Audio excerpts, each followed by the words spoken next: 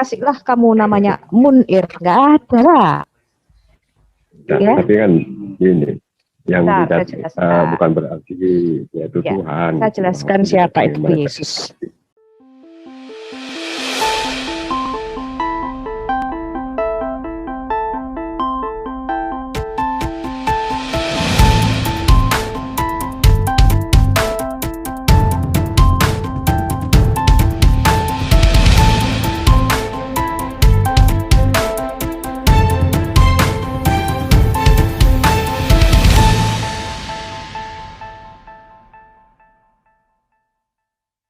Pada waktu Bapak Munir dilahirkan, ibu Bapak enggak didatangi malaikat Gabriel.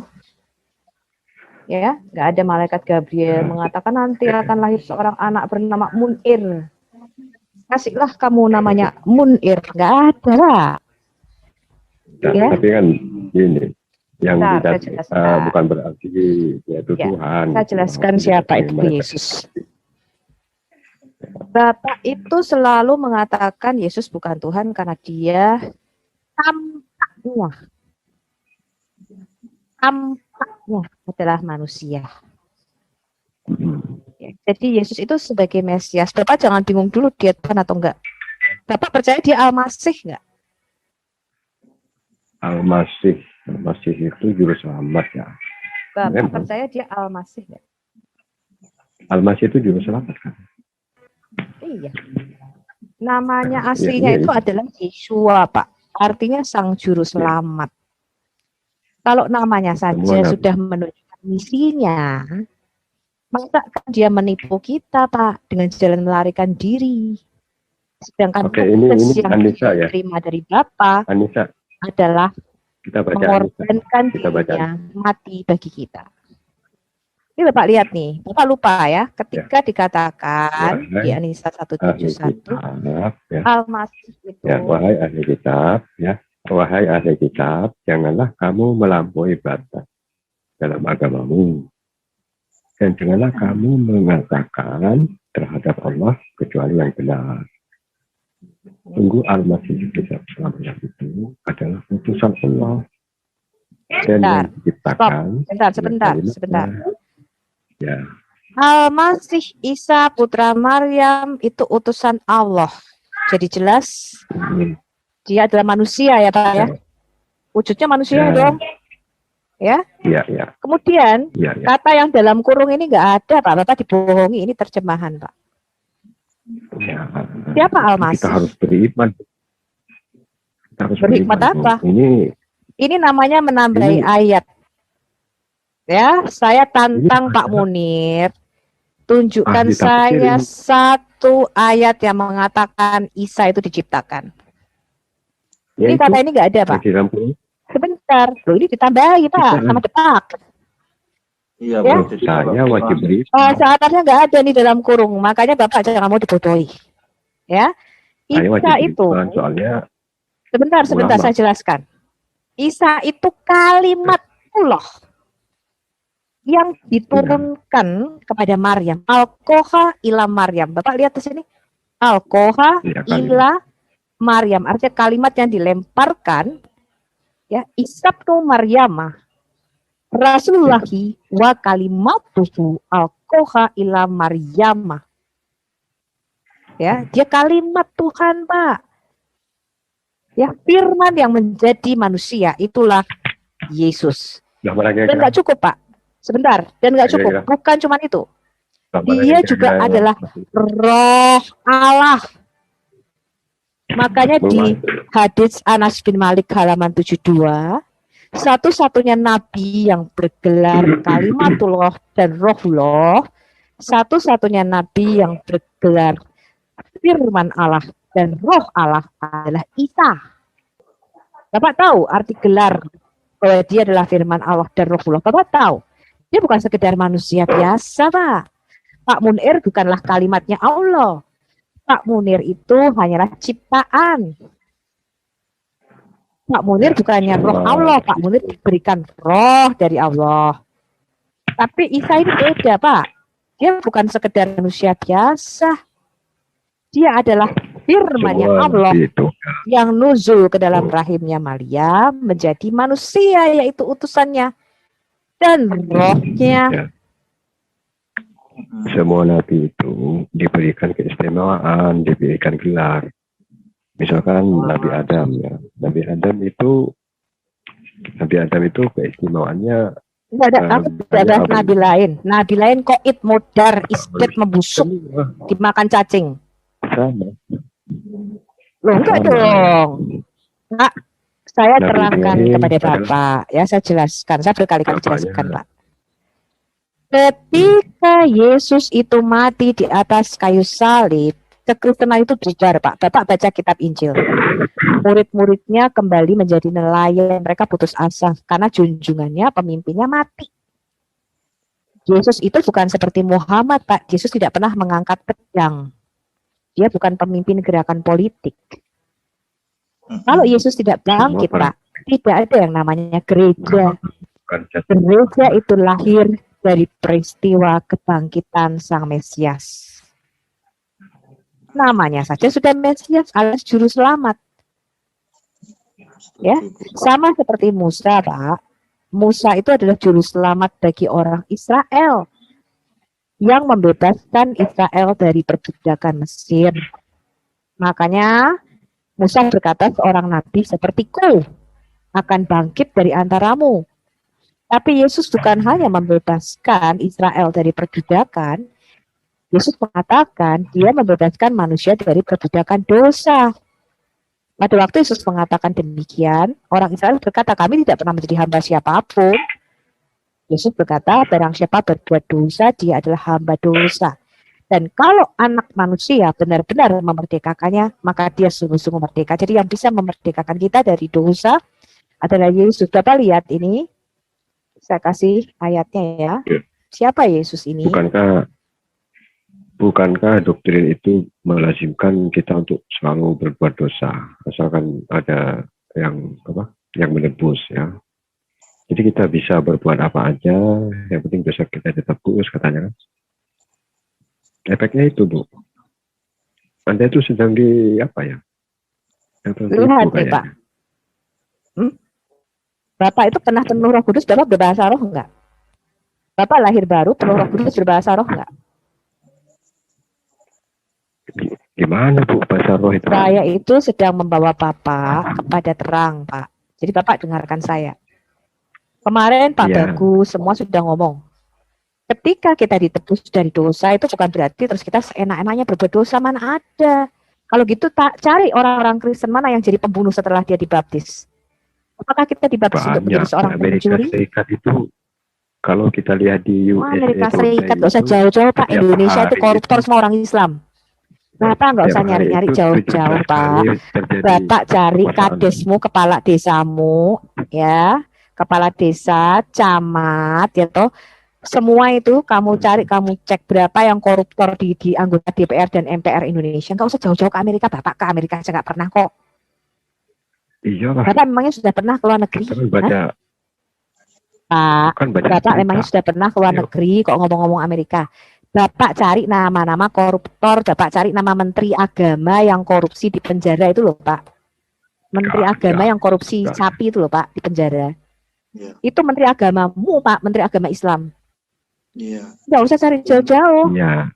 Dan ini Pak Munir tahu nggak pemahaman ini, Pak, Al-Maidah 15 sama 16. Menurut Bapak gimana? Coba. Sebentar. Ini lihat nih. Ya, Gabriel berkata kepada Maryam, kamu akan berkata kepada kepada Maria ya. Dia akan melahirkan anak laki-laki, engkau akan menamakan dia Yesus karena dialah yang akan menyelamatkan umatnya dari dosa mereka. Yesus itu adalah juru selamat artinya. Dan juru selamat bagi orang Israel adalah Tuhan sendiri yang diutusnya. Ini Bapak lihat ini Yesaya 48. Sebentar Bu. Jadi ini ya Pak, Matius 1:21 ya. Bapak ingat kata-kata itu Pak. Dialah yang akan menyelamatkan umatnya. Ingat-ingat kalimat itu ya Pak. Ingat jangan dulu di atas ya. Nanti tak tunjukin ayat Al-Quran. Ayatnya yang menunjukkan Yesus Tuhan itu sudah banyak sekali. Ya, orang Kristen itu Kalau gini Anda Pak, kami itu Kristen, nggak seperti Pak Munir. Bapak kalau ke masjid kotongan bawa sarung. Ya, Al-Quran aja nggak dibawa, Bapak tidak memperdalami Alkitab. Kami kalau ke gereja di tempat saya nggak bawa Alkitab, diusir sama pendetanya, pulang kamu. Ke gereja kok nggak bawa Alkitab. buat apa? Ya, Buat apa Anda bawa makanya Alkitab? Pak Kita kan Munir nggak dan tahu. orang-orang Muslim itu di Indonesia kagak ngerti agamanya sendiri. Kenapa? Kalau ke masjid bawanya sarung. Anda itu walaupun nggak pakai Nah, Alkitab, harusnya Pak Munir kalau ke masjid biasa. bawa Quran, dipelajari Qurannya Pak. Jangan bawa sarung, Itu bawanya Quran. Kalau kami ke gerejanya bawa Alkitab. Jadi kami tidak ketipu. Jadi Ini buat apa itu? izin Mbak Munir. Ya. Jadi gini Mbak Munir, yang saya maksud tuh gini. Jadi jangan salah paham dulu. Jadi paling nggak gini ya, kita kan semua manusia ya, sekalipun itu hamba Tuhan ya. Tapi gini Pak, kadang kan manusia itu bisa tercampur oleh ego pikirannya masing-masing ya Pak, sekalipun itu hamba Tuhan, siapapun dia ya. Kalau kita di Kristen, kalau itu benar-benar tertulis, ya kita pasti fokus sama ayat Pak. Makanya saran saya, kalau jenengan ke masjid, sholat atau mungkin Jumatan ya, Quran sampean bawa, sampean belajar baca Quran, sampean baca itu maknanya yang disampaikan oleh pemuka agama itu benar-benar di inti ayat itu atau nanti lari kemana-mana Pak.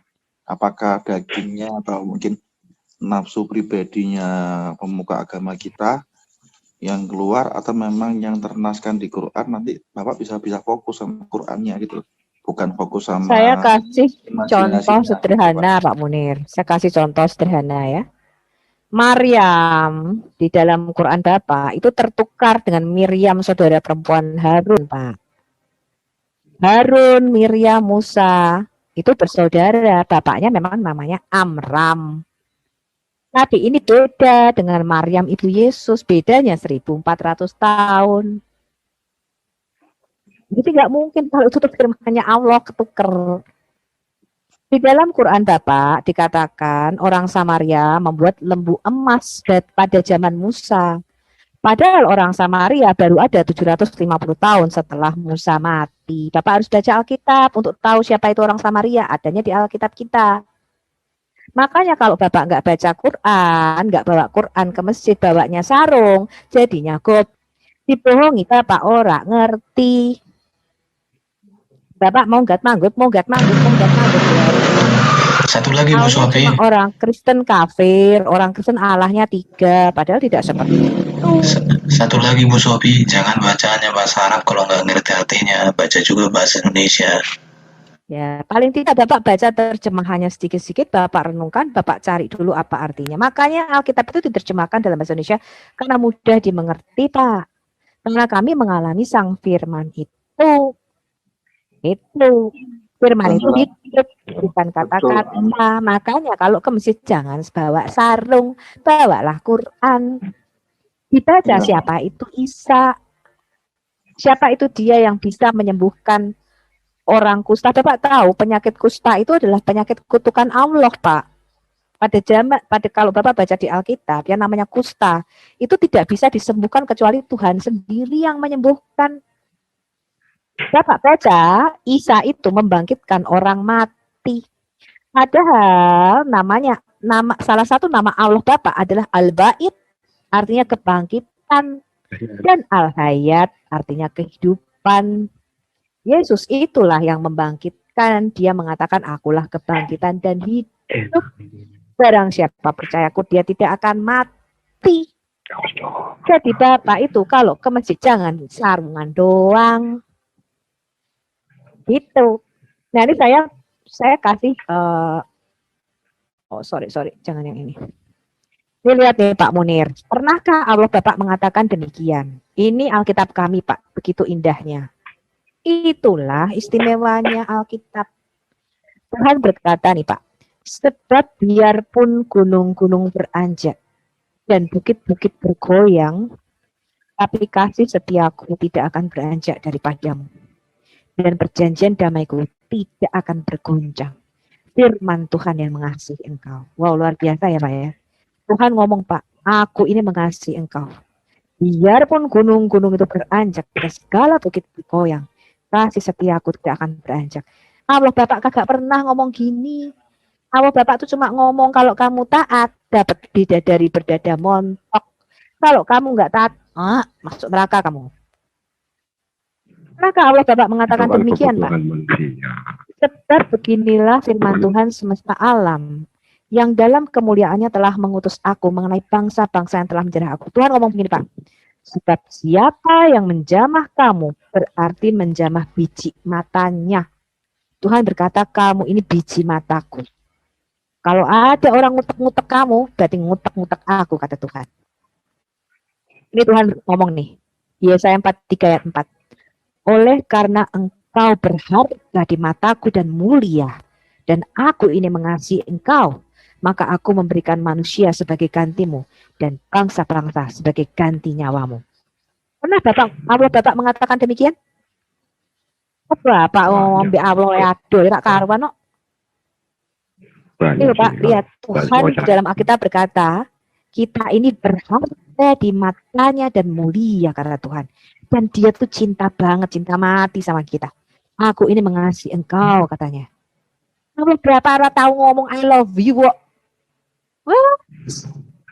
Allah ngomong I love you, tak tahu. Ini lihat nih, janganlah takut, sebab aku menyertai engkau. Nah, Allah Bapak ngomong gini, janganlah bimbang, sebab aku ini Allahmu. Aku akan meneguhkan, bahkan akan menolong engkau. Aku akan memegang engkau dengan tangan kananku yang membawa kemenangan. Sebab aku ini Tuhan Allahmu yang memegang tangan kananmu dan berkata kepadamu, janganlah takut, akulah yang menolong engkau. Maliaki 1 ayat 2, aku mengasihi kamu, firman Tuhan. Nabi berapa ya, ketemu Jibril, langsung ketakutan, gemeteran. Ini loh, saya baca sirat Rasulullah karya Ibn Hisham. Nabi Bapak sampai tersandung menuruni bukit ketika dia keluar dari Gua Hira ketakutan. Dia berjalan di atas lutut dan tangannya gemetaran dengan sangat hebat dan ketakutan dan pingsan. Ini lihat nih, Allah mengatakan apa? Jangan takut, akulah yang menolong engkau. Jangan takut, aku memegang kamu dengan tangan kananku yang membawa kemenangan. Aku ini menyertai engkau. Aku ini mengasihi kamu. Allah Bapak ngomong gini. Nah, pernah nggak Allah Bapak ngomong sekalipun dosamu merah seperti kirmisi, akan menjadi putih seperti salju. Sekalipun berwarna merah seperti kain kesumba akan menjadi putih seperti bulu domba. Pernah Allah Bapak ngomong gini? Allah Bapak ngomong kok berama tak buahnya banyak kok ditimbang. Timbangannya berat ndi nggak ngerti. Lihat nih Pak, Tuhan berkata sejauh timur dan barat dia membuang dosa kita. Pernah Allah Bapak ngomong gini? Sebab aku ini mengetahui rancangan-rancangan apa yang ada padaku mengenai kamu. Demikianlah firman Tuhan. Yaitu rancangan damai sejahtera dan bukan rancangan kecelakaan. Untuk memberikan kepadamu hari depan yang penuh pengharapan. Kalau Bapak wera ngerti yuk. Kalau Bapak ngomong aku nggak tahu apa yang akan aku perbuat kepadamu. Nentar nunggu timbangan. Bapak itu dikasihi Tuhan ditolak. Padahal Tuhan ngomong, aku ini loh mengasihi kamu. Aku ini loh rela mati bagi dosa-dosamu. Kamu tolak. Malah kamu pengen nimbang dewe dan pengen membayar sendiri dosamu di neraka. Sok-sokan berani. Aku mlebu neraka popo aku dibakar cari gosong ora popo. Belum tahu dia neraka seperti apa. Tapi daripada nanti nggak kawin-kawin gimana? Lah itu kamu pikirannya sama kawin pikirannya. Ya kan itu kan udah kebutuhan manusia. Makanya tak bilangi Pak, kowe nek ke masjid jangan nganggo sarung tok. Bawa Quran, ojo ning sarungan tok ae. Ya. Aku kalau jujur ya, kalau aku nggak kawin mending di dunia lah. Setidaknya bisa apa aja gitu. Dan ini Pak Munir, masalah kawin ya Pak. Masalah kawin itu kan hal yang berbau yang namanya istilahnya jasmania ya Pak ya.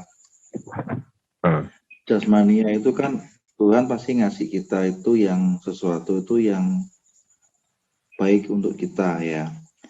Hal yang jasmania yang kayak nafsu birahi dan lain-lain, keinginan makan hamburger dan yang lain-lain itu kan keinginan daging, Pak. Keinginan hasrat manusia kita ya. Lalu kita sudah mati, Pak. Ya, namanya surga itu ya. Apakah nafsu itu masih tetap ada? Apakah surga itu ibaratnya itu surga itu kayak sesuatu tuh yang lost doll lah istilahnya gitu. Yang Apa? namanya Sesuatu yang apa?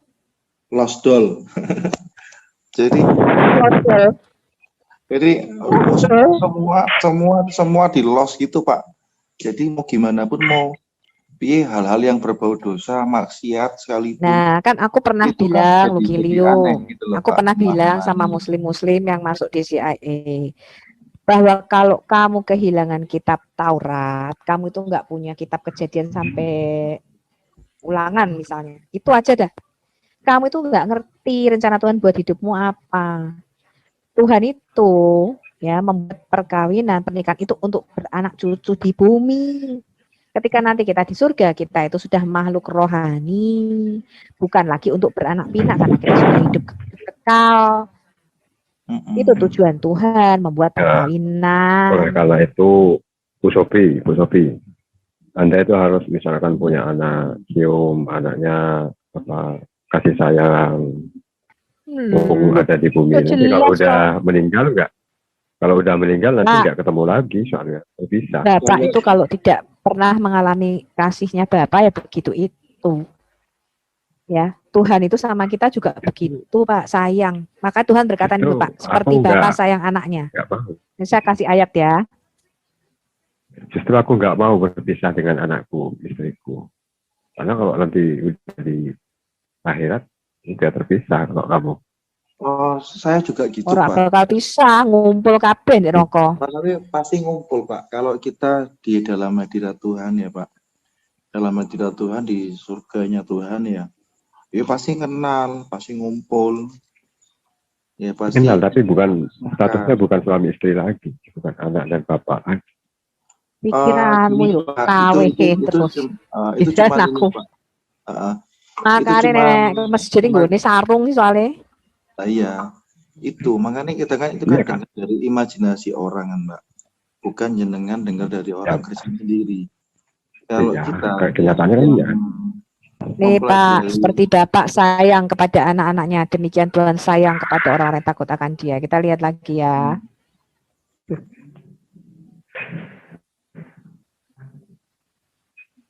Nih, mereka akan menjadi milik kesayanganku sendiri, firman Tuhan semesta alam pada hari yang kusiapkan. Aku akan mengasihani mereka sama seperti seorang menyayangi anaknya. Jadi kita itu diberi ayah, diberi hubungan suami istri, hubungan anak, supaya kita tuh bisa memahami kasih Bapak. Karena Bapak itu nggak kelihatan. Untuk Pak Munir masih bisa tahu. Masih jadi suami istri apa enggak, Bu? Masih jadi suami istri apa enggak, Bu? Gimana di surga? Masih orang kawin, Pak. Surga ki ora ono bidadari 30 meter kayak hayalan nabimu itu ndak ada. Ya, berarti siap-siap Anda berpisah dengan suami Anda. Yang penting bener lah, Bapak dijanjiin bidadari ya ternyata hoax kok. Nah, itu gini Pak. 30 meter. Izin Bu Sofi. Jadi gini Pak Munir, gini ya. Kayak kan Tuhan Yesus pernah ngasih perumpamaan tentang apa namanya? Orang yang ini ya, orang yang berdosa dan orang yang miskin tapi hatinya baik di pangkuan Abraham. Itu kan ada ya Alkitab ya. Dan itu sama-sama semuanya saling kenal, Pak. Baik orang yang miskin itu nggak pernah baca Alkitab, dia nggak tahu ayat itu. Jadi ada juga Tuhan ngasih perumpamaan. Makanya Bapak kalau belajar Kristen dari orang Kristen, Pak. Jadi biar nggak hoax itu nggak saya mentah-mentah. Nanti saya mencari tak kasih ayatnya nanti. Jadi baik Abraham maupun orang yang ada di neraka itu tetap saling kenal. Sedangkan orang yang miskin yang duduk di pangkuan Abraham ya itu tetap kenal gitu loh. Nggak ada kenal. Yang memisahkan cuma satu, Pak. Ya. Antara si miskin dan si kaya yang sombong itu, Pak. Ya. Yang memisahkan cuman siapa yang menghidupi kasih Allah dalam dirinya. Ya, Kalau masih kenal suami tetap istri nggak? kenal, tetap tahu. Tapi gini Pak, Iya Pak, jenengan ini kalau bisa kasih tahu terima, Anda, Bapak berarti saya Bapak ya. bisa baca Oh, di dalam alam roh itu orang saling tahu. Bapak nggak usah ngomong nama saya Munir, Pak. Begitu Bapak mati, itu orang langsung ngerti. Itu orang sudah berkomunikasi di dalam roh. Yang saya heran kan waktu Nabi Isra Mi'raj, kok bisa ketuk-ketuk pintu dan malaikat nggak tahu kalau itu Jibril, Pak. Nah itu Aneh. aneh. Padahal di Jadi dalam alam itu langsung tahu, Pak, itu namamu siapa, ini siapa. Kamu langsung bisa ngerti. Kamu langsung ngerti. Begitu kamu ketemu misalnya Daud, itu kamu dalam alam roh itu langsung ngerti. Tuh. Sananya ya, itu sapa ya? Kira-kira aku ya. kok ora tahu ketemu. Enggak. Begitu kamu langsung ngerti, oh ini Nabi Daud. Oh ini Abraham. Kamu itu kalau Bapak punya pengalaman roh itu seperti itu. Yang aku heran, Itu manusiawi. itu siapa ya? Tok tok tok tok, siapa ya? Jibril. Bisa nggak kenal, itu yang aneh. Padahal Betul. di hadis lainnya dikatakan Nabi Bapak tahu loh, ini ada Nabi ini, Nabi ini, Nabi. Nggak perlu memperkenalkan diri, bawa salaman. Nama saya Isa. Oh iya, nama saya Daud. Nggak perlu Pak. Kalau Pak punya pengalaman alam roh, itu langsung tahu. Nggak perlu memperkenalkan diri, langsung ngerti. Setuju Bu. Nah gini Pak, Bapak kalau semua ini seumpama ya Pak ya, seumpama mindsetnya Pak Munir itu yang kita ceritakan ini salah ya. Jadi kan kita bisa balik ke Taurat ya, yang sama bisa dibuktikan sama orang Yahudi sendiri ya. Contoh lagi salah Saul ya, yang tuan bosnya Nabi Daud sebelum Daud jadi raja ya. Itu ya Saul itu pernah apa yang dilarang Tuhan dia lakukan. Dia memanggil rohnya Samuel. Samuel itu sebelumnya lagi Pak, Nabi sebelumnya lagi. Ya, itu dipanggil. Kan Tuhan ngelarang nggak boleh karena ada batasan antara dunia orang mati sama dunia orang hidup. Ya, tapi Saul tetap tambeng. Baik Saul maupun Samuel podo-podo kenal Pak. Tetap kenal. Tidak ada kita nggak kenal. Tetapi karena Saul ini melanggar aturan Tuhan, akhirnya murka Tuhan datang. Di situ kan juga salah satu contoh bahwa dalam Taurat maupun di Injil, ya Zabur maupun di Injil itu konsisten Pak. Kalau adik kita di alam roh itu pasti tetap kenal Pak. Tidak ada apa namanya orang nggak kenal, nggak ada ceritanya Pak. Semua kenal. Tetapi tempat kita yang beda. Mana yang kita mengasihi Allah dengan sungguh-sungguh, mana kita yang menghidupi Allah sungguh-sungguh dalam diri kita, paham kalau Tuhan itu benar-benar cinta sama kita, dan kita tahu dan kita berusaha mencintai Tuhan benar-benar dalam Yesus Kristus kayak gimana, itu yang membedakan, yang membuat kita tempat kita beda antara surga yang nyata, real, atau cuman alam kematian ataupun neraka. Alam kematian sama neraka beda loh Pak.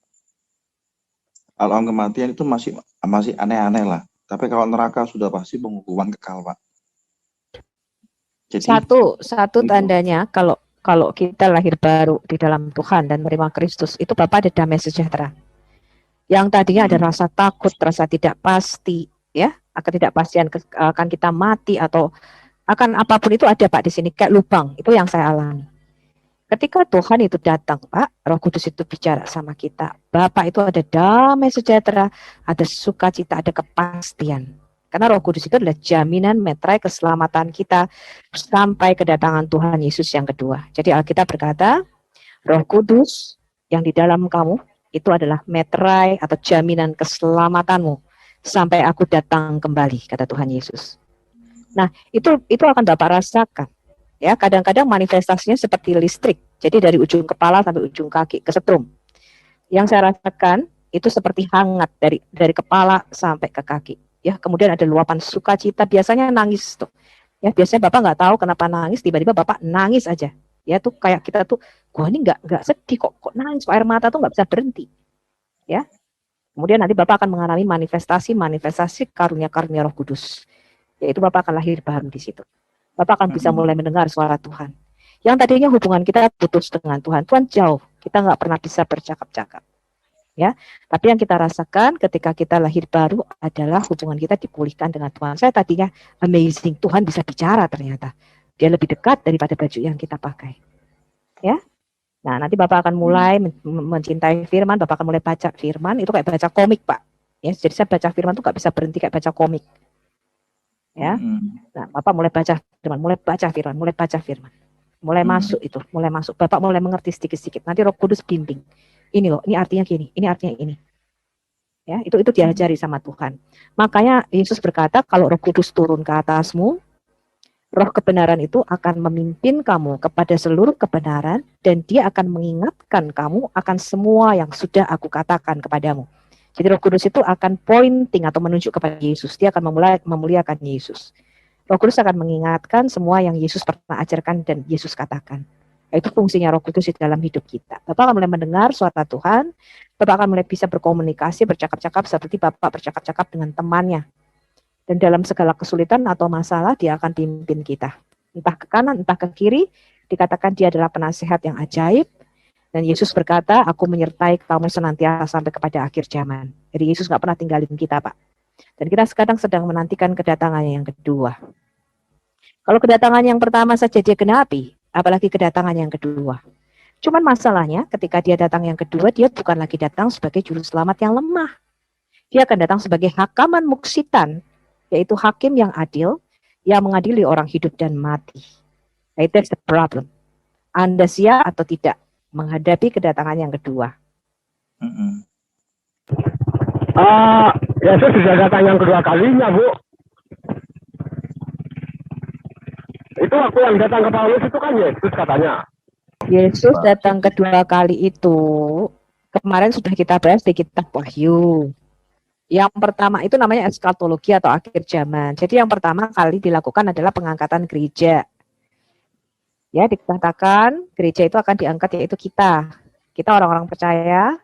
Kemudian orang-orang yang mati di dalam kubur itu akan mendengar dulu Pak suara anak Allah. Ya, kemudian akan dibangkitkan dari kuburnya.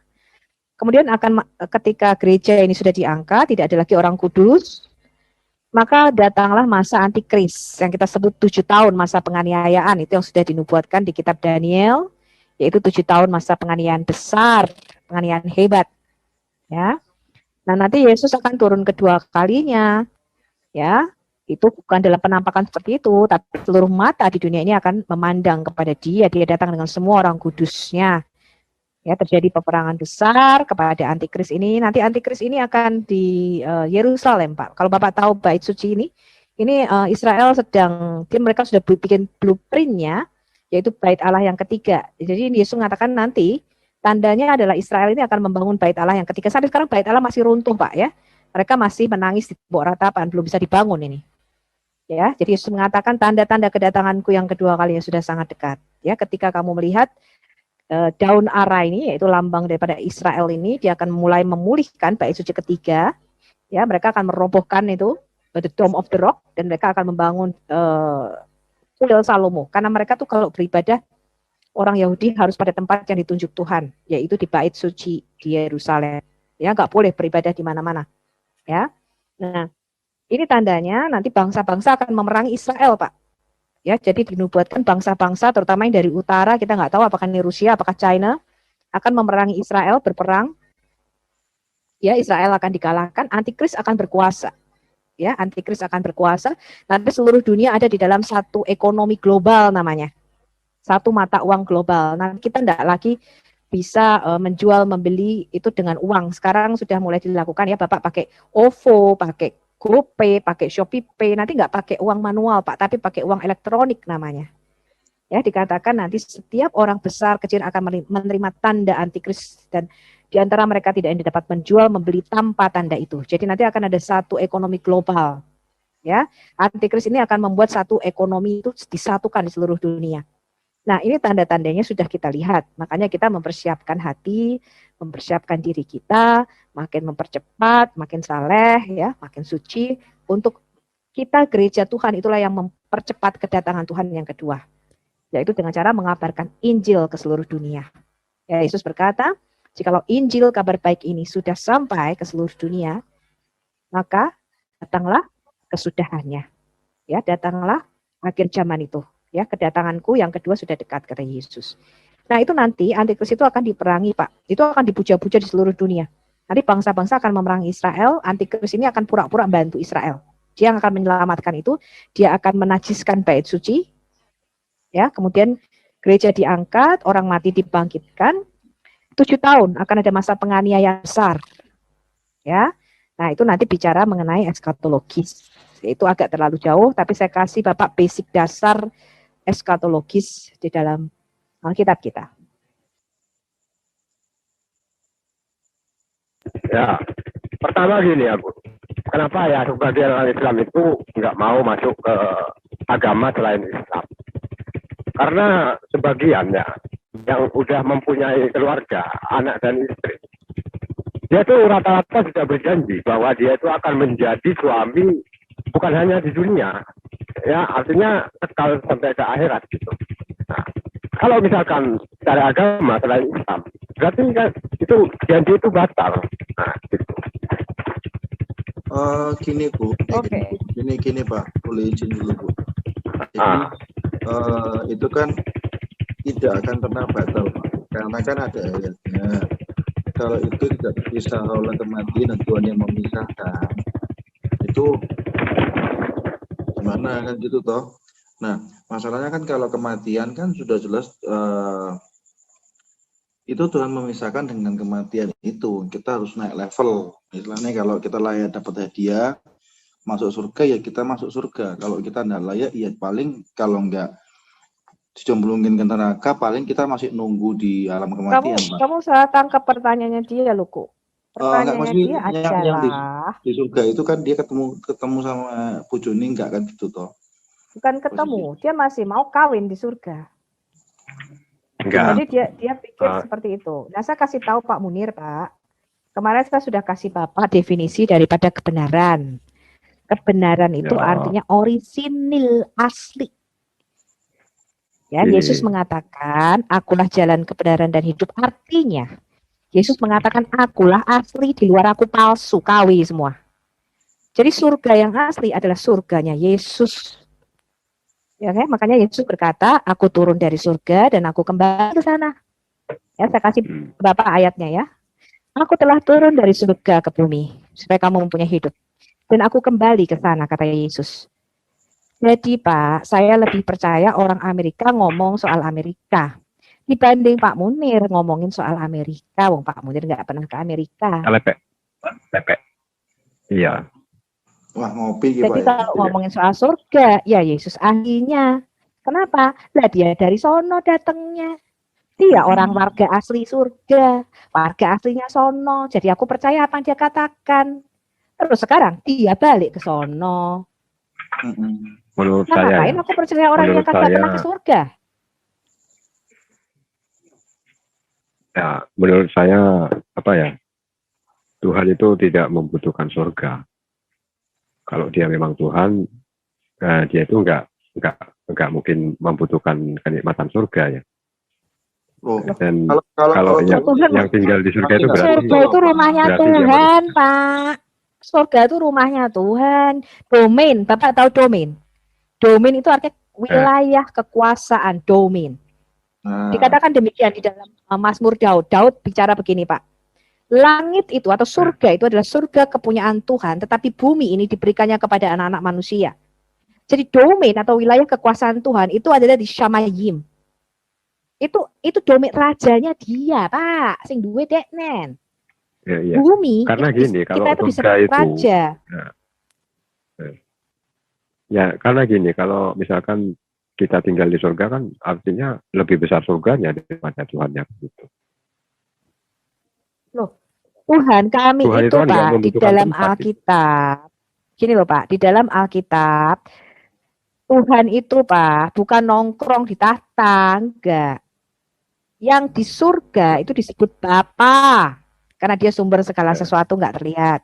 Tetapi Tuhan disebut Immanuel, yaitu Allah yang bersama kita, yaitu Yesus.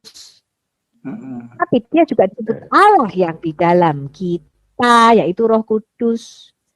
Jadi Allah buat kita itu di mana-mana, omnipresent. Itu Pak.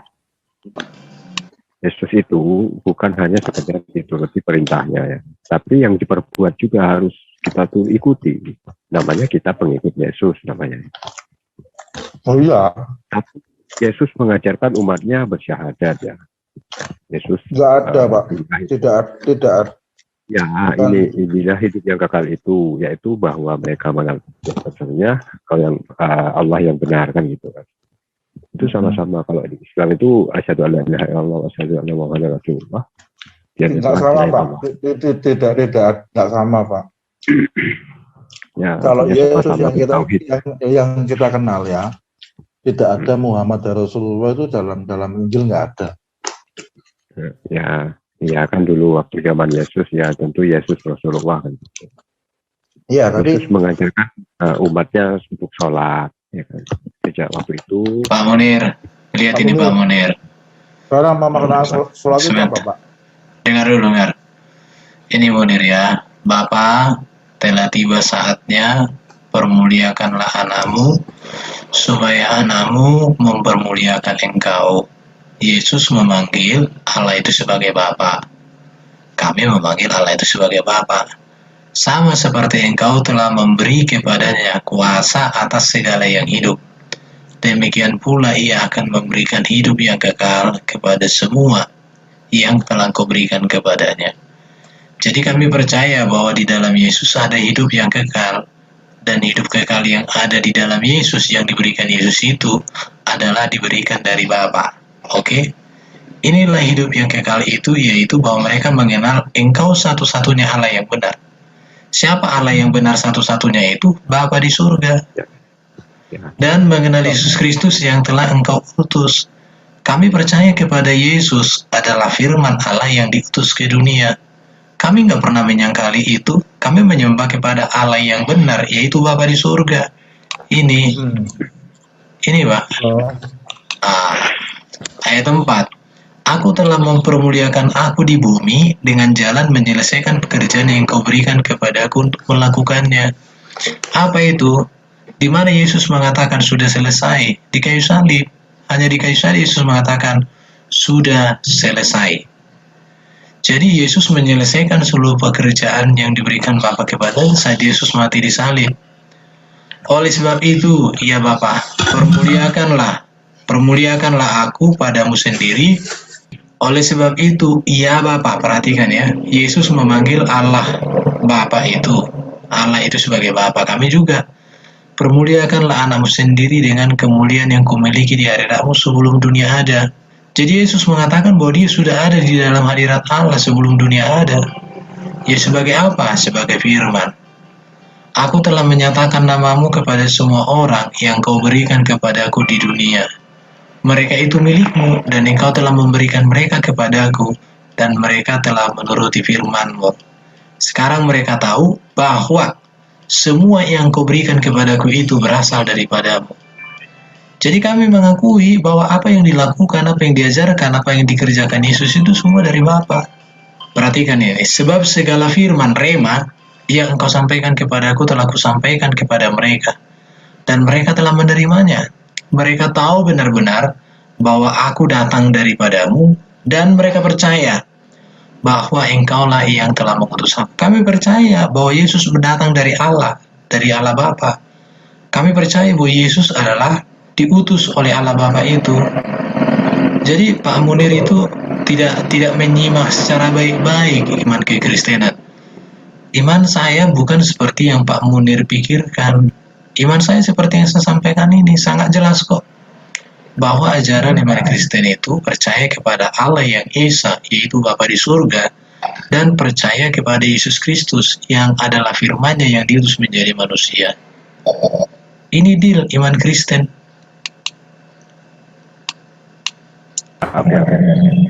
Supaya Pak Munir ini dicatat Pak Munir ya, supaya besok-besok jangan diulang-ulang. Segala firman yang telah engkau sampaikan itu segala itu banyak ya. Artinya Yesus itu tidak mengajarkan cuma percaya enggak. pasti ada sesuatu yang diajarkannya, segala. Oke. Banyak. Sekarang pertanyaan sama Pak Munir, apa saja yang diajarkan Yesus? Ya banyak ya. Iya, apa? Ya sujud, sunat, jangan Ya, makan. udah aku bilang kami sujud. Sunat, Yesus tidak pernah. Coba sekarang saya tanya Pak Munir, tunjukkan di mana ada di dalam kitab Injil Yesus mengajar orang untuk disunat. Ada. Mana? Tunjukkan. Sebentar ya, saya cari ya. Tunjukkan. Di Lukas ketika sudah genap 8 hari dan harus disunatkan. Pak Munir ini nggak maju-maju. Ada di situ perintah Yesus untuk disunat. Hai orang-orang Kristen, semua yang percaya kepada aku harus disunat. Kalau Yesus disunat, Lukas berapa? Lukas 2:21. Lukas 2. Lukas 2. Ya, ayat. Aku bentar. Nir. Ya. Sing nyunat Yesus apa? Ya nggak tahu. Tanya aja Lukas. Ya. Berarti bukan perintahnya toh. Di situ bukan Yesus Isa yang bisa ngomong. Dia masih umur 8 hari. Berarti Yesus enggak. salah ya? Coba lihat Lukas 2 berapa? 2:21. Oke, ini lihat ya. Dan ketika genap 8 hari ia harus disunat. Perhatikan ya. Ia diberi nama Yesus, yaitu nama yang disebut oleh malaikat itu sebelum ia dikandung oleh ibunya. Usia berapa hari Yesus disunat? 8 hari. Apakah Yesus ngomong, sunat aku, sunat para pengikutku? Ada Yesus ngomong begitu? Artinya Anda ikut Yesus apa? Dengar dulu. Kamu itu kalau ditanya, jawab yang ditanya. Sekarang Yesus disunat di sini, siapa yang sunat Yesus? Gak tahu, tanya aja Lukas. Sekarang saya kasih tahu ya Munir ya. Yang sunatkan Yesus itu bapak dan mamanya, Yusuf dan Maria. Ya. Oke. Dan ketika genap waktu pentahiran menurut hukum Taurat Musa, mereka membawa dia ke Yerusalem untuk menyerahkan dia kepada Tuhan. Siapa mereka? Yusuf dan Maria. Jadi Yesus itu disunat bukan dibilang oleh Yesus, sunat aku mak, sunat aku pang. Enggak dibilang juga, sunat semua orang yang ikut aku, enggak ada. Sekarang yang harus Pak Munir pahami itu, mengapa Yesus disunat? Karena Yesus itu orang Yahudi, dia lahir dari keturunan Yahudi. Ini lihat ya. Ini dasarnya Pak Munir. Tapi kalau Pak Munir nggak cerdas ya repot juga. Ini. Ini dasar sunat. Makanya Pak Munir itu nggak bisa dikasih tahu karena Pak Munir itu kan di kitabnya satu kata sunat pun tak ada. Ya udah, berarti hanya untuk orang Yahudi. Apa hubungannya? Bukan begitu. Nanti kutunjukkan ayatnya Yesus untuk semua bangsa. Lihat ya. Lihat. Ini. Lihat ya. Ini. Perhatikan, ini dasarnya sunat. Anak yang berumur 8 hari harus disunat. Yakni setiap laki-laki di antara kamu. Turun-temurun. Ini dikatakan kepada Abraham ya. Turun-temurun artinya semua keturunan Abraham. Baik yang lahir di rumahmu maupun yang lahir dibeli dengan uang dari salah seorang asing. Tetapi tidak termasuk keturunanmu. Pertanyaannya, apakah orang Kristen memenuhi kriteria ini? Tidak. Dengar dulu. Kamu itu kebiasaan lari-lari. Apakah kami orang Kristen memenuhi kriteria ini? Tidak. Kenapa? 1. Kami bukan keturunan Abraham. Yang kedua, kami bukan lahir di rumah Abraham atau orang Yahudi. Yang ketiga, kami tidak dibeli. Kami bukan budaknya orang Israel atau Ibrani. Perhatikan ini ya. Orang yang lahir di rumahmu dan orang yang kau beli dengan uang harus disunat. Maka dalam dagingmu lah perjanjianku itu menjadi perjanjian yang kekal. Perhatikan ya. Ini. Dan orang yang tidak disunat, yakni laki-laki yang tidak dikerat kulit katanya, maka orang itu harus dilenyapkan dari antara orang sebangsamu. Perhatikan di sini. Jadi sebangsamu ya, sebangsanya ya. Jadi orang Israel memang wajib disunat. Orang keturunan yang garis keturunan Abraham. Di situ. Saya tanya ya. Sampai mana garis keturunan Abraham? Ujung terakhirnya sampai mana? Ayo. Yang pasti saya orang Kristen di Indonesia bukan keturunan Abraham. orang Yahudi itu mereka punya silsilah, itu pun sekarang silsilahnya nggak ketat. Kenapa? Karena orang Yahudi sekarang itu matikan mic-nya Pak Munir, ribut. Ya. Karena orang Yahudi itu saat ini mereka kan pernah dibuang, silsilah mereka pun tidak bisa lagi ditemukan Yahudi yang murni karena mereka sudah campur baur kemana-mana. Ya. Saya orang Batak tidak ada runutannya sampai kepada Abraham silsilahnya. Di orang Batak saya keturunan 19. Dari keturunan pertama sampai 19 saya punya datanya. Tapi nenek yang ke-19 apa yang nomor 1 itu dari mana? Nggak ada lagi datanya. Jadi tidak bisa dibuktikan bahwa saya keturunan Abraham. Ya. Oke. Itu. Ada 4 poin yang saya akan sampaikan di sini. Nggak perlu perlu disampaikan lagi. Ya. Yang pertama, keturunan Abraham itu nggak jelas sampai mana ujungnya, ya. Yang pasti gini, Pak Munir bukan begitu. Yang pasti saya bukan keturunan Abraham. Karena tidak ada silsilahnya, tidak ada silsilah saya dengan Abraham. Pak Munir juga tidak ada hubungan dengan Abraham, tidak ada. Pasti ada. Nah, tidak ada. Sebab gini, keturunan Nabi Muhammad aja banyak di Indonesia ini ya. Iya. Nabi Muhammad, perhatikan ya, Nabi Muhammad itu sudah diusir ketika perjanjian sunat ini ada. Ya, jadi gini. Yang kedua,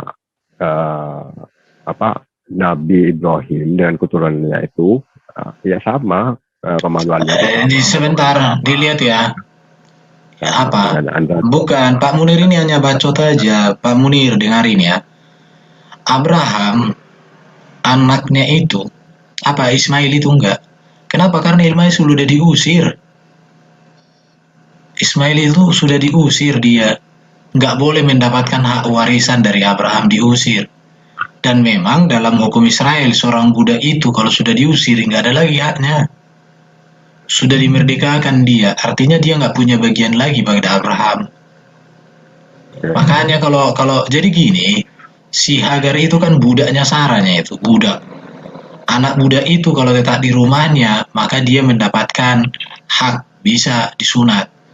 Tapi karena Ismail itu sudah diusir, dia nggak punya apa-apa lagi. Tapi Pak Munir ini nggak ada datanya. Kutanya tadi di mana Yesus ajar disunat, nggak ada. Kitabmu di mana ada kata sun? Nah itulah kan udah dijelaskan tadi di Lukas. Memang bebal kali kau. Bikin orang emosi. Ya kalau Anda itu mengaku bahwa Yesus sunat itu untuk orang Israel, ya udah berarti Yesus nggak ada. Jadi gini, perhatikan ya, ini saya tunjukkan lagi samamu biar kamu mengerti. Ini perjanjian Tuhan kepada Abraham.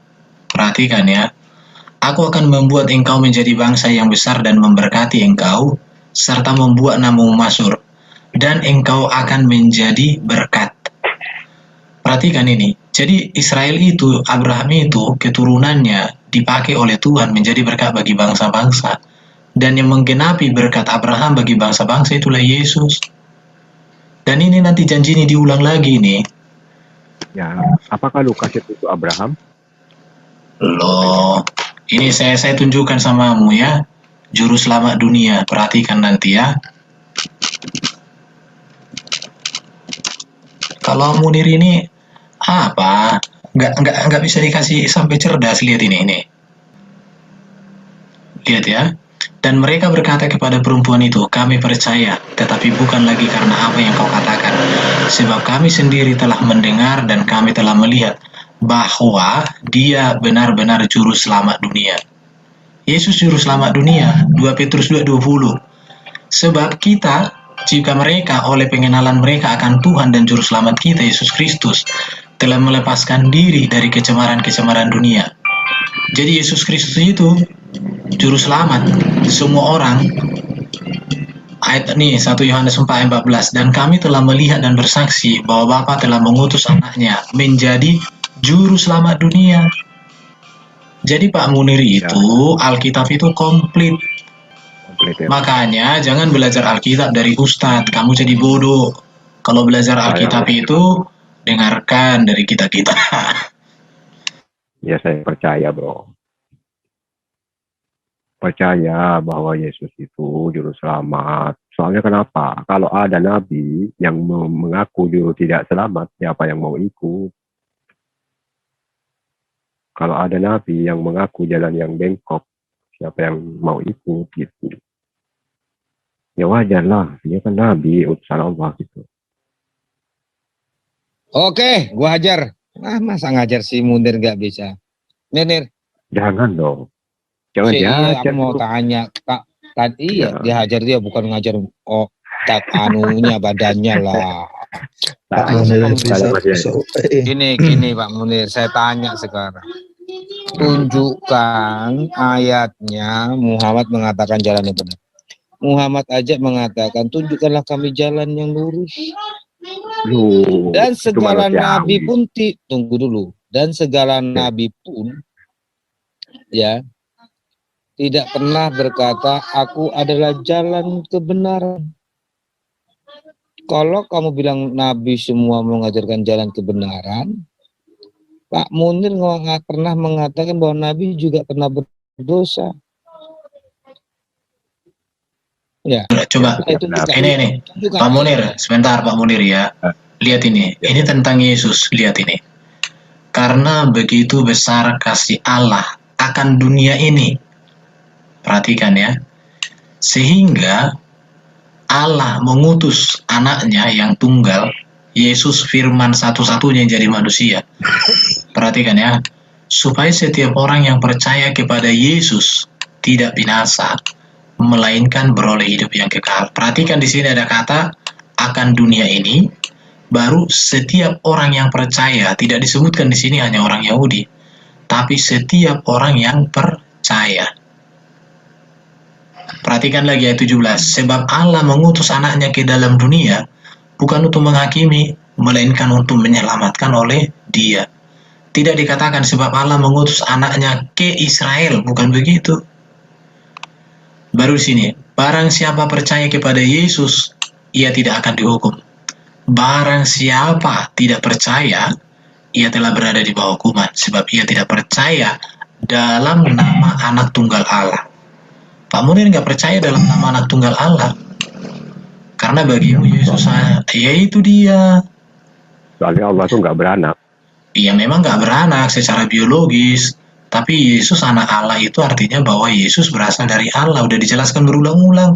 Kamu kok selalu bodoh terus, Munir?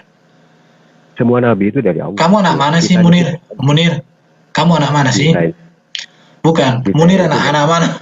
Anak mana? Anak mama. Iya. Anak mama. Anak mana dirimu? Anak Kalimantan lah sekarang. Oh iya, Kak. Kapan Kalimantan apa? Kapan Kalimantan melahirkan kamu?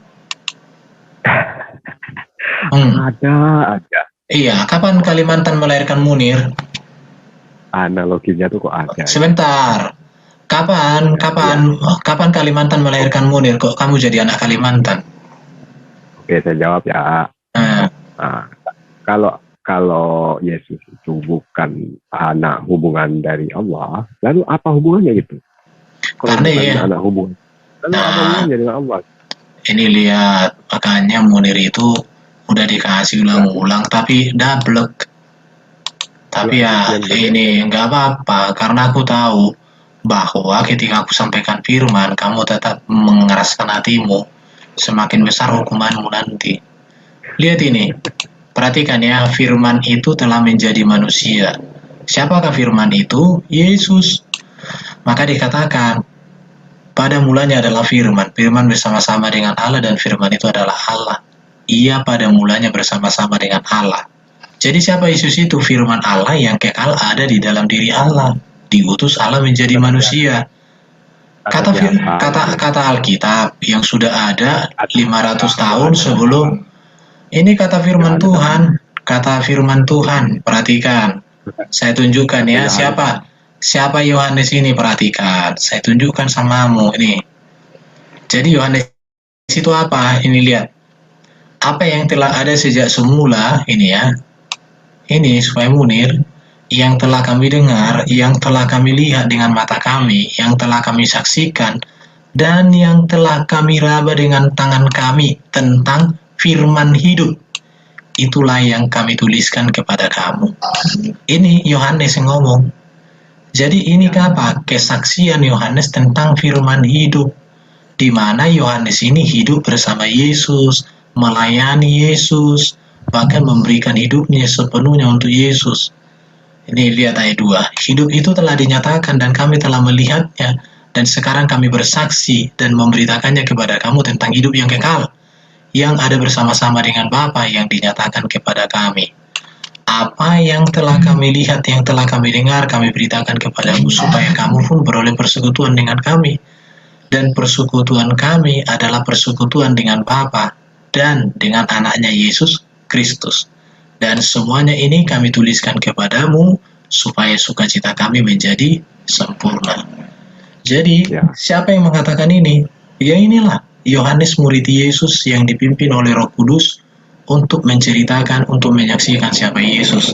Dan kami lebih percaya kepada Yohanes murid Yesus daripada nabimu. Nabimu nggak pernah jumpa Yesus, nggak pernah jumpa Allah di situ. Tapi Yohanes ini dia jumpa dengan Yesus, hidup bersama Yesus, makan bersama Yesus, melayani bersama Yesus. Maka kesaksiannya lebih benar, lebih tepat.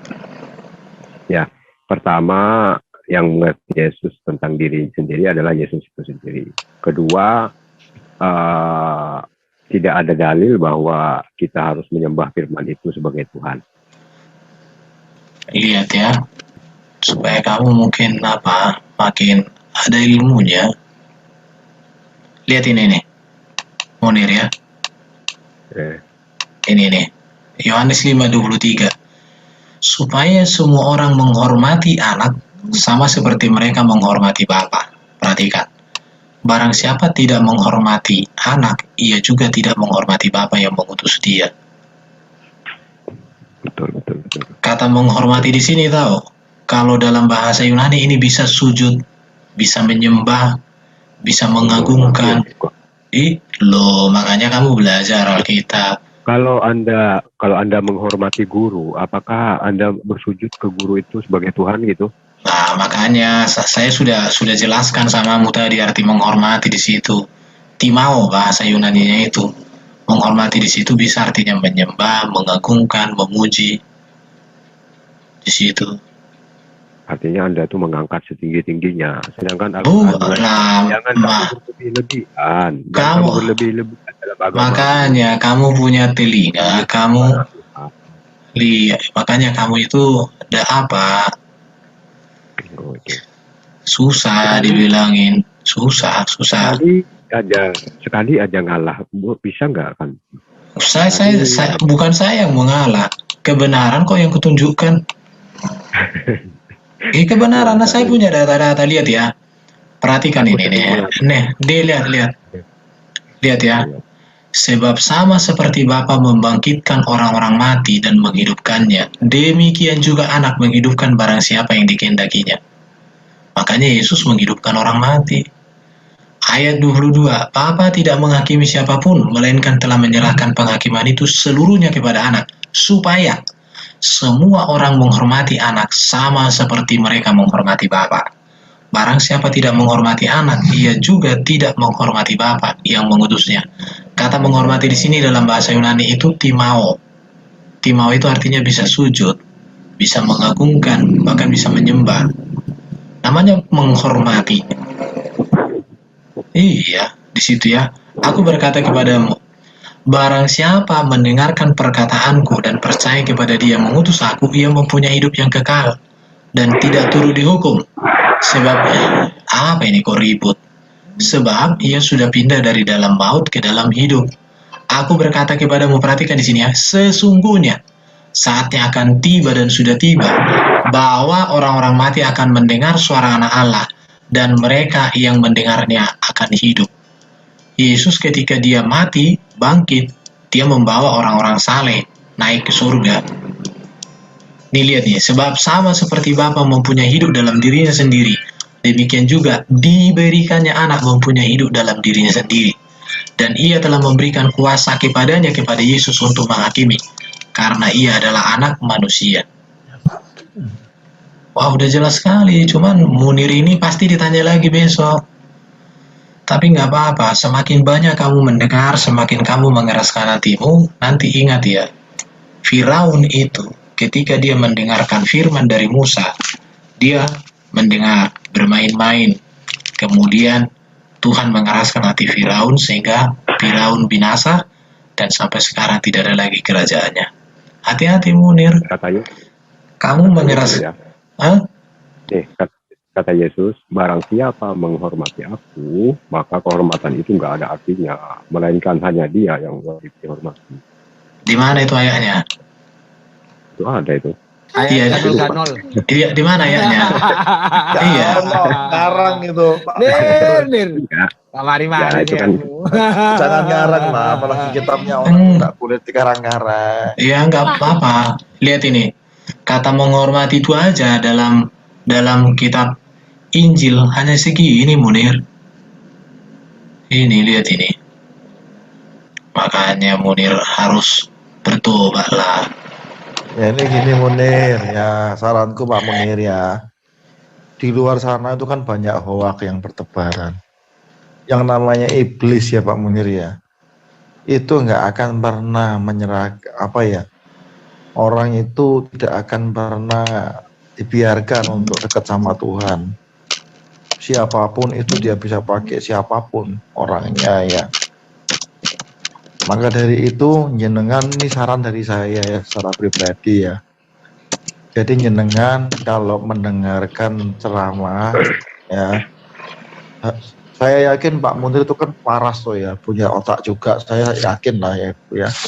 Maka dari itu harusnya Bapak lebih cerdas kayak gitu. Jadi Bapak kalau ada entah siapapun yang khotbah ya tanpa kecuali, jenengan harus bawa Al-Quran kalau semuanya mereka khotbah gitu.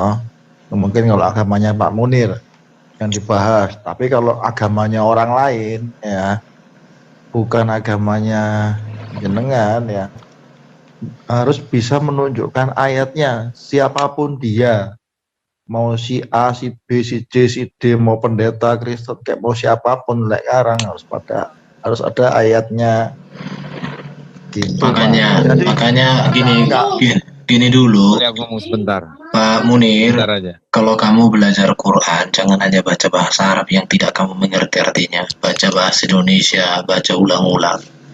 Ya, Baru kalau kamu pengen tahu Alkitab, bacalah Alkitab berulang-ulang dari Kejadian sampai Ini, Wahyu. Ya ayat yang aku tunjukkan tadi bro. Jika Oh, aku memuliakan, Oke, iya. sedikit pun tidak ada artinya. Itu bro. Mana Bukan mana aku mana bisa. ya. Lihat. Ini Iya, betul ayat ini. Jikalau aku memuliakan diriku sendiri, maka kemuliaanku itu sedikit pun tidak ada artinya. Memang Yesus tidak memuliakan dirinya kok, dia memuliakan Bapa. Tapi kalimat berikutnya, perhatikan kalimat berikutnya. Bapakkulah yang memuliakan aku. Perhatikan, jadi Yesus memuliakan Bapa dan Bapa juga memuliakan Yesus. Makanya kalau baca ayat itu jangan sepenggal. Iya, itu artinya Yesus itu tidak mau dimuliakan, apalagi dijadikan Tuhan. Loh, gimana sih nalarmu Munir? Lihat, jikalau aku memuliakan diriku sendiri, maka kemuliaanku itu tidak sedikit pun, kemuliaanku itu sedikit pun tidak ada artinya. Memang nggak ada kalau Yesus tidak memuliakan Bapa. Tetapi ketika Yesus memuliakan Bapa, maka Bapa itu juga memuliakan Yesus. Iya. Nah, iya. Maka itu kan ayat selanjutnya coba dibaca gitu. Atau yang 55. Padahal kamu tidak mengenal dia. Tetapi aku mengenal dia. Jika aku berkata aku tidak mengenal dia, maka aku adalah pendusta. Sama seperti kamu, tetapi aku mengenal dia dan aku menuruti firman-Nya. Mudeng enggak? Jadi ayat itu didalemin dulu pelan-pelan, dibaca pelan-pelan ya. Jangan kayak dikejar setan ya, pelan-pelan. Iya, jadi dipahami dulu maksud kalimatnya itu. Gini, kita kasih tahu ya kalian semua ya. Di pemahamannya si Munir, tunggu bentar aja. Mau kalian jelaskan 1000 kali pun Kristen itu salah. Iya, makanya kan spesial orang ini spesial banget. Jadi bahasanya kalau kalian kasih pelajaran di sekolah nggak bisa. Ini pelajaran warkop ini, kelas warkop. Jadi gini ya. Ayo Munir. Anda itu harus Kau udah memuliakan. tanya berapa kali nggak ada yang kau jawab. Siapa yang mau ngomong? Ngomong lah. Ya, mungkin. Oke, itu aja lah. Jadi menurut saya Munir ini